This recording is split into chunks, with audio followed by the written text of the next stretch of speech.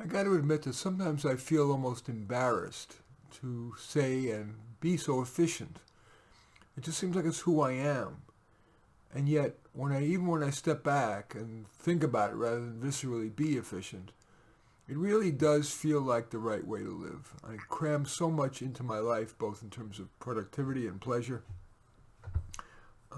And so I thought I would share with you what I hope will be the basis for. I'm into creating booklets. So the next booklet I'm planning to write, and this frankly is my attempt to just talk off the top of my head around this topic. I'm planning to call the book Efficiency Rules, with a pun intended, 9 Keys to a Better Life.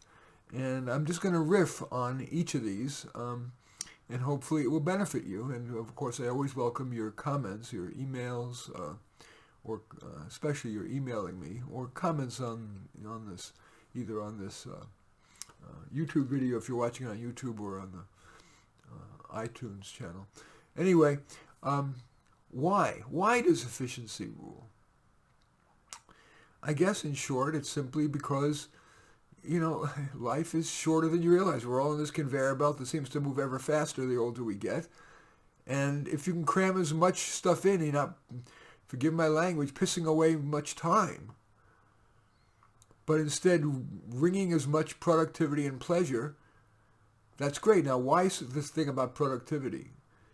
Because productivity not only gets you more money or it keeps you busy and distracts you, it's contributory. Even if you're an accounts payable clerk, if you're being smarter about getting those bills paid more quickly, people get the money they deserve. So I don't know. It seems to me that the efficient life is great. And I think the best way I can give you an example of that, and then we'll talk about specifics, is something that I do, and it's one of a million things I do, to be highly efficient. I live a mile from Trader Joe's, and I do multitask 4 things at the same time without rushing. I do tend to rush by nature, but you don't have to rush to be efficient at all. In fact, sometimes rushing beyond your normal comfort zone is going to make you inefficient, error-prone, and nervous, and the rest of it.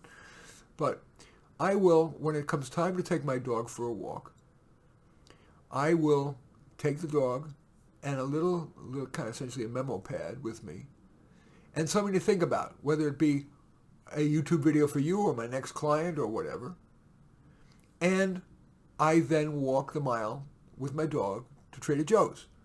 That gets me exercise, the dog walked for his both exercise and peeing, pooping. I get some good quality time to think about whatever the issues that I'm thinking about, and I write down whatever clever thoughts I might have in my little memo pad, so I free up my mind for more thoughts. I got my shopping done at Trader Joe's. Now, loaded with groceries, I am walking the mile back uphill with those groceries, which is both cardiovascular and actually increasing my muscles. All of that with no stress. And I'm always thinking about how can I not just multitask, but how can I be efficient? That's a very, I think, vivid way of demonstrating it. But it pervades everything I do. And people always ask me, how the hell do you get so much done? I've seen over 6,000 clients. I've written over 5,000 articles. I've written 14 books. I've hybridized thousands of roses, some that are on the market commercially, others that are under test. And I have a good marriage. I've been with my wife for 49 years. I clean my own house, including the toilets. I do it all. I think I was a very good dad. My daughter's an adult now. I garden. I do my own gardening. How do I do it all? And that's what I'm going to tell you, these 9 rules for being efficient. First is, rule number 1 is to think efficiency. I'm ever thinking, how can I do this quickly and yet reasonably? I don't want to be slipshod. Something that needs to be done slowly, I'll do it slowly. Something that needs to be done thoroughly, I'll do it thoroughly. But generally, I'm thinking, how can I do this quickly and reach that point of diminishing returns? Maybe not perfect, but good. Like, for example, this video, all I did was I made an outline of the 9 rules, and then I start talking to you. Am I going to be as smooth as I would if I had it all scripted? No, but maybe it's even more interesting or engaging because I am thinking on my feet, and you're listening to me think out loud rather than reading some stupid script. So I think efficiently. I thought that was the fastest way for me to get to do this. And I'm doing multitasking. I'm creating this podcast for you. It's a YouTube video. And by talking it out, I'm fleshing out when I want to put in this little booklet that I'm going to create called Efficiency Rules. So I'm always thinking efficiency, no matter what I'm doing. And you're going to see lots of examples of it in a moment. So the first thing is to have that mindset, to always think, how can I do this quickly yet reasonably? Is it a good use of my time? Is it a better use of my time than what I otherwise could be doing? So that's rule 1, think efficiency. Rule 2, live efficiently. Try to either have a stable job like in government, so you're not spending so much time looking for jobs in between gigs. You're not always worried. You've got a stable job. You get to know what you're doing. And if you're bored, you can always ask for something else or try to get a promotion, but you've got a stable job. You have stable relationships at work. It's comforting. It's a routine. People like routines. Or be a solopreneur like me. I did it once. I have a very full practice, career counseling practice. But I was so full that I had, at some point I had 4 associates. But that completely complicated my life. I became more of a manager and having to put out fires from clients who didn't like the other counselors or whatever. And even though I was very careful in picking them, I dropped them all. I had a cleaning person. And she ended up being more trouble than it was worth, either because of her errors. One time, she plugged in she and her partner plugged in 2 vacuums, and it made my computer crash. I do my own. I need the exercise anyway. So I'm keeping things very simple. I'm a solopreneur. I don't have anybody working for me. That keeps control of my life. It's efficient. I have routines. I don't find them boring. I'm ever polishing every routine, from my morning routine to my cooking routines to my shopping routines to my bedtime routines. And I'm showering routines even. I'm always thinking about how can I make it more pleasurable, more efficient. And it's fun. It's not like it's torture. And I'm always, in my cooking routines, I'm thinking, how can I make something that's delicious and simple? So I very often, my cold breakfast is yogurt and fresh fruit. When I want a warm one, it's oatmeal with some dried cranberries and walnuts and shredded coconut. Takes me a minute or 2. Lunch is typically a salad and a piece of bread or sandwich. And then fresh fruit or frozen yogurt for dessert or something like that. Dinner, a piece of broiled meat or pan-fried meat. Microwaved vegetables with my favorite spicing. Ice cream or something like that for dessert. Simple, simple, simple, yet delicious, healthy, and cheap.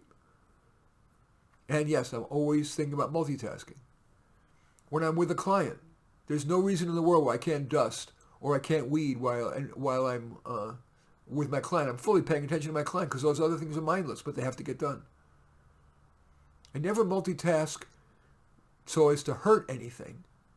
It's like right now, you think I'm not distracted by anything. There's emails coming in. I'm seeing the little thing pop up. I am focused on you. How can I share with you what I know about efficiency leading to a better life? Next, rule 3 is write efficiently. And because I've written so much, I think I can say a lot about writing efficiently. This has been said many times, but it's true. First of all, write about either what you know or you could learn about quickly. And then don't be a perfectionist in your first draft. Write shit. Write a crappy first draft. And then it's so much easier to revise your way to excellence than to come up with that out of thin air. So typically, you know what I did right before I came to this, I wanted to do this? I walked around, I took a walk with the dog for 5 or 10 minutes, and I thought about what I wanted to say to you. And then I simply made a couple of notes, went in and just started the webcam. It's that way when you're writing.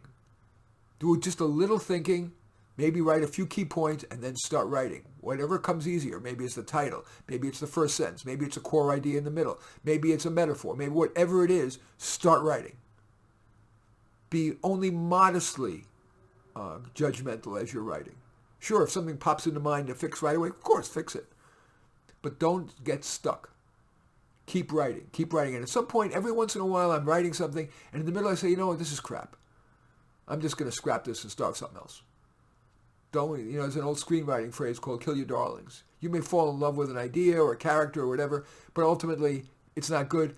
Kill what you thought was your darlings. And I'll occasionally do that with what I'm writing.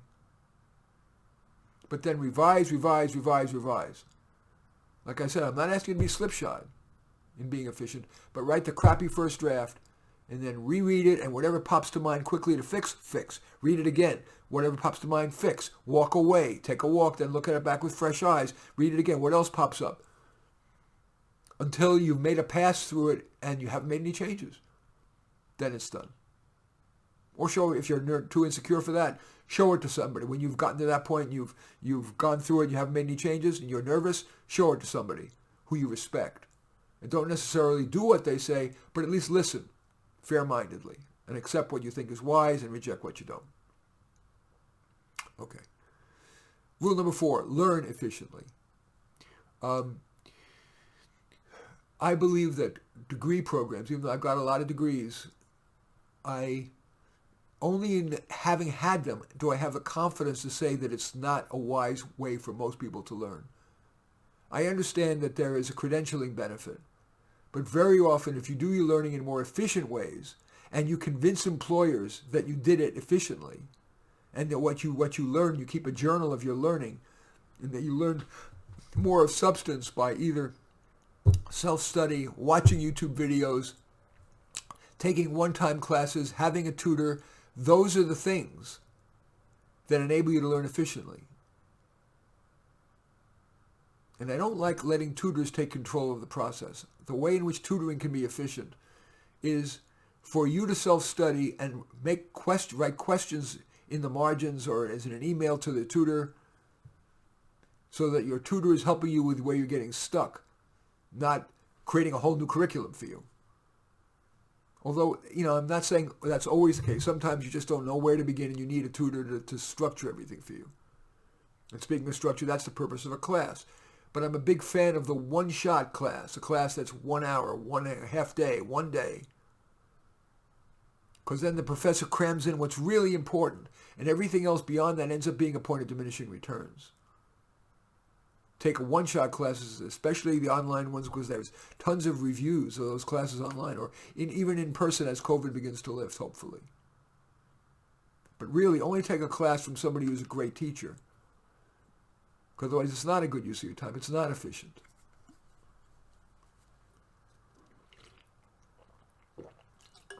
Okay, I should have taken that drink during the break. One more rule, then I am going to take a little break. You'll see. I'm going to talk, rule number 5 is to partner and friend efficiently. We tend to let our emotions dominate, and we also tend to want to be kind and give people second and third and fourth chances. Let's talk about partners and friends separately. The best way to get a partner, even though I'm well aware that online there's a lot of BSing going on, there's a lot of phony photos, people don't answer, all the rest of that, but because of the huge number of people who are online and the huge number of questions that can filter in the right people and filter out, if you write an honest profile and have honest pictures of you, and then you do the reaching out, and if a person doesn't respond promptly, or your first intuition is that there's something wrong, they're not intelligent enough, they're not kind enough, they're not responsive enough, they seem too screwed up, move on. The efficient thing is recognizing there's a lot of fish in the sea, move on. Secondly, in addition to online, ask your trusted friends to set you up. They know you well and they're less likely to set you up with somebody who'd may be, let's just say, a poor fit, let alone somebody who's more trouble than he or she is worth. I have a client who had divorced her husband and decided she wanted to be back in a relationship. And in 1 week, she went wild. She signed up for a cruise. She went to all kinds of singles events. She took a tennis class. She did every damn thing, and she got 3 marriage proposals within a year. Of course, she was cute. That didn't hurt. Unfortunately, we are in a very lookist world. But anyway, so those are thoughts about partnering efficiently. Now, friending efficiently. I don't know if I have that much to say about that, really. It's the same thing, I suppose. No, I think the big thing is to go to, in addition, and I think it's true probably for a romantic partner as well as a platonic friend. Picture where your kind of good friend might hang out, be. Would it be at a meetup? Would it be taking a class? Would it be volunteering somewhere? Would it be at work? Would it be a sports thing? Would it be an activist thing? Conservative or liberal? Activism doesn't only come in the leftist variety, although it may seem that way. But intentionality matters. You know, this crap in the movie where you just go walking down the street and suddenly you bump into somebody literally and your groceries fall down and you fall in love, it's kismet. That's garbage. That happens 1 in a million times. Intentionality is efficiency. Make it happen. Okay. You're listening to the How to Do Life podcast. This is an episode called Efficiency Rules. I'm Marty Nemko, and I'm just going to take a brief moment for my announcer to say whatever she says. And I hope you'll stay with me. I'll be back in just a few seconds.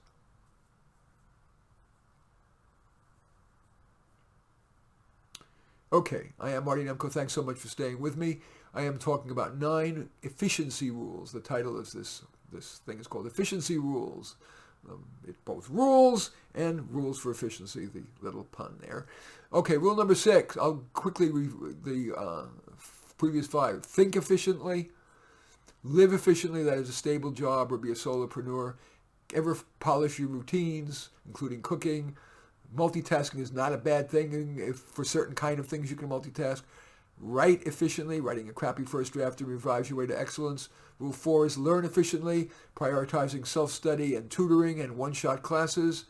Don't let the credentialing tail wag the dog of learning. You can often convince an employer that you've learned more of value by that, what I'm calling UU education of self-study, tutors, YouTube videos, and one-shot classes than degree programs. Rule 5, partner and friend efficiently, but using websites, using apps, going to events where your type of people might be, or volunteering where they might be, and asking your friends to set you up. Or go to parties where the right kind of friends, people who are likely to be your soulmates, or at least kindred spirits are likely to be. Okay, now, turning to rule number 6. Many of us need to emotionally heal from something, past trauma or current trauma. We can do that efficiently.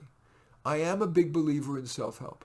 And sometimes that self-help is just journaling, sometimes it's just distraction, and sometimes you need a counselor. But in choosing a counselor, really you read those Yelp reviews. Even a Yelp review or a Google review or whatever, those external reviews are much more valid than your friend saying, oh, I really love my counselor, because those Yelp reviews are based on many people's experiences. Not just the number of stars, but read the reviews. And then make a call to that person. And trust your intuition. Does this person seem smart, caring enough, the right pace? As you can tell, I'm very fast-paced. Somebody who needs an extremely slow, patient coach or counselor who's mainly just a listener doesn't want me. You want somebody who's kind of energetic, lots of ideas, respectful, and hopefully smart. I'd be a better choice. So by picking up the phone and having a chat with 1 or 2 or 3 different potential counselors and asking them, tell me what your specialty is. And if they're not specializing in somebody like you, that's a warning sign. And then say, how would you go about working with somebody like me with my problem? And be candid with them on what your problem is.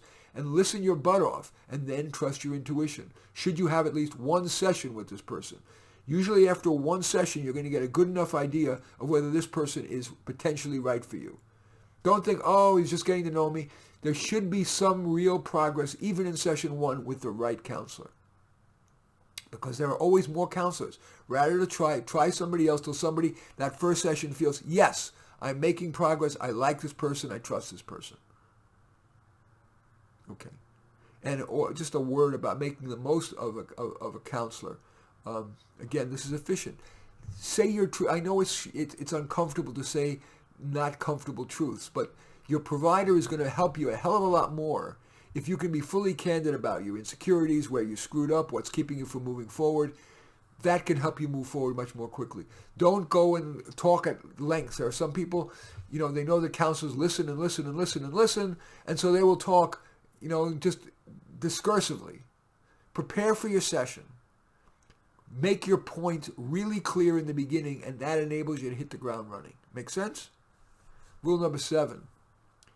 Spend and invest efficiently.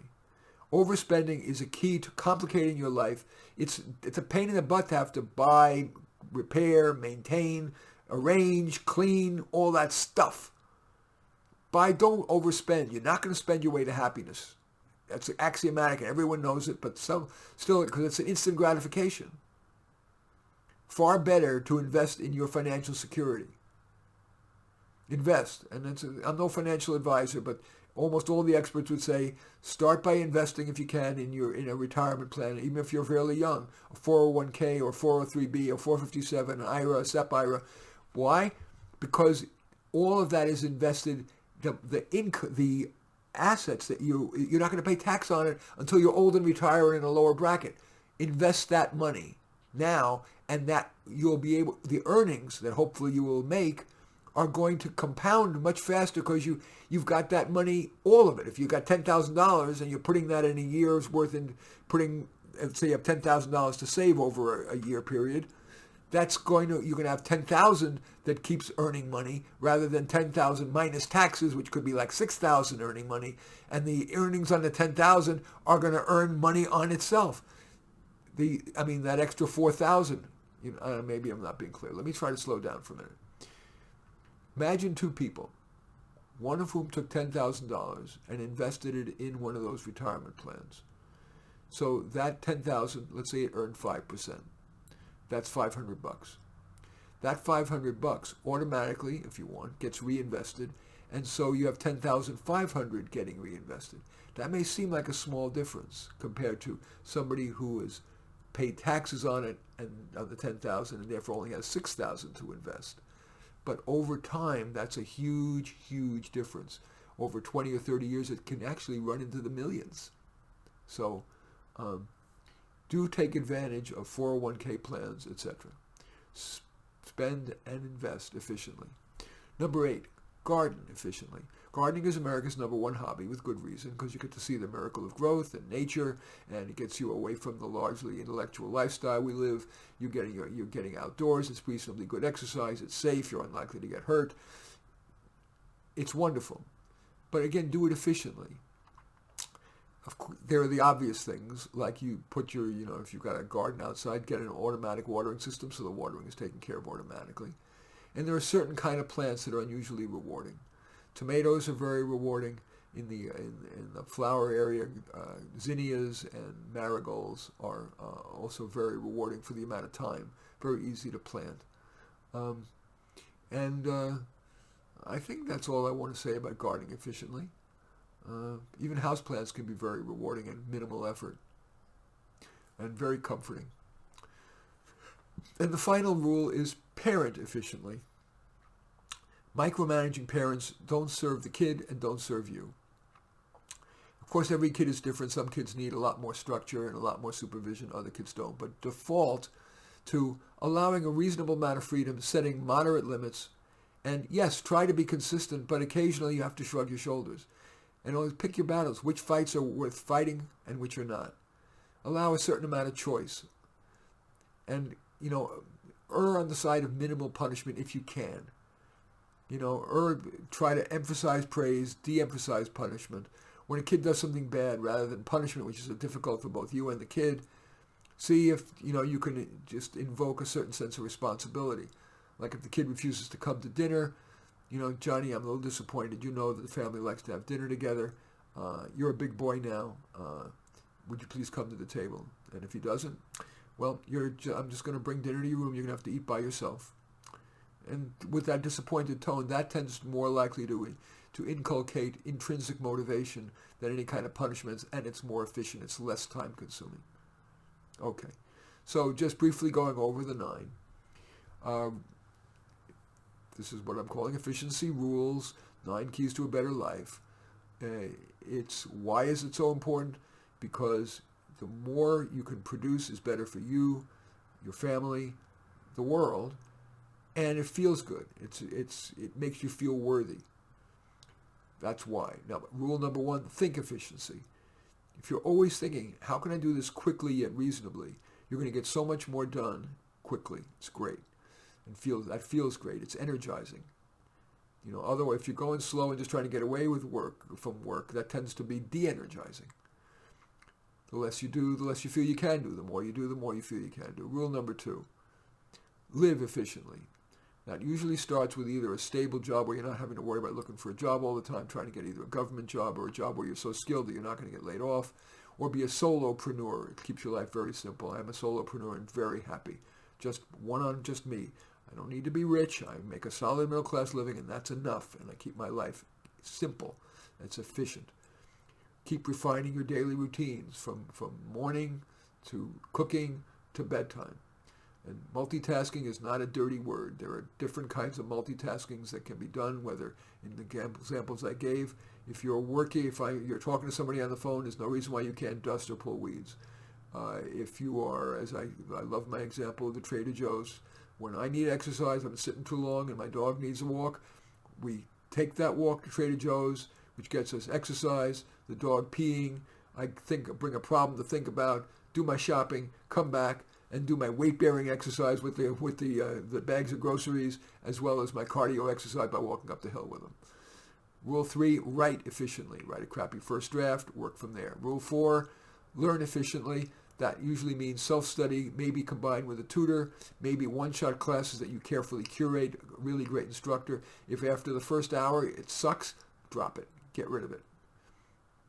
Do not let the credentialing tail wag the dog. Yes, there is value to a piece of paper, but you pay such a huge price in money and time to get that degree. Better to try to keep a journal of what you've been learning through your self-study and through your tutor and one-shot classes and show that to prospective employers, rather than taking a 2 or 3 year graduate program that's very expensive and very time-consuming. Rule 5, partner and friend efficiently. Use the apps carefully. Be very rigorous in who you in cutting your losses with somebody that doesn't seem right. Have very high standards. Also, ask your friends to set you up. Go to parties where the right kind of friends are. Go to events and things like volunteering or classes or lectures or whatever where your type of friend is likely to be. Rule 6. If you need to emotionally heal, do it efficiently. Start with self-help such as journaling or simply distracting yourself by staying busy. And when you're choosing a counselor, really use those Yelp reviews rather than a personal referral, and then call them and ask them, who do you specialize in? And if they don't include you, that's a warning sign. And then ask them, how would you work with a person like me? And then trust your intuition. And then after one session, if you haven't made at least some progress, you're probably better off with somebody else. And then crucially, be honest, starting with session number 1, right in the beginning. I know it's hard, but speak your truths, your barriers, the things that keep you from moving forward. And that will help the counselor help you efficiently. Rule 7, spend and invest efficiently. You can't overspend your way into happiness. Rather, invest in your financial security and use especially retirement plans like 401ks, because they're hugely tax advantage, which pays off big in terms of how much money you will end up having. Rule 8, garden efficiently using automatic watering systems, and particularly focus on the wonders of houseplants, tomatoes, and outdoor zinnias and marigolds. And rule number 9, parent efficiently. Yes, set boundaries. Yes, praise good things and good behavior, and gently criticize, perhaps invoking a little bit of guilt or intrinsic responsibility when there's bad behavior rather than systems of punishment. In any event, it is my honest belief that living efficiently may be the key, or certainly a key, to a better life. And I hope you think so too. In any case, I like to end every one of these podcasts with my favorite saying, which I believe is more appropriate in these polarized times where everybody thinks they're right and are very too close-minded. We do find comfort among those who agree with us, growth among those who don't. I am Marty Nemko.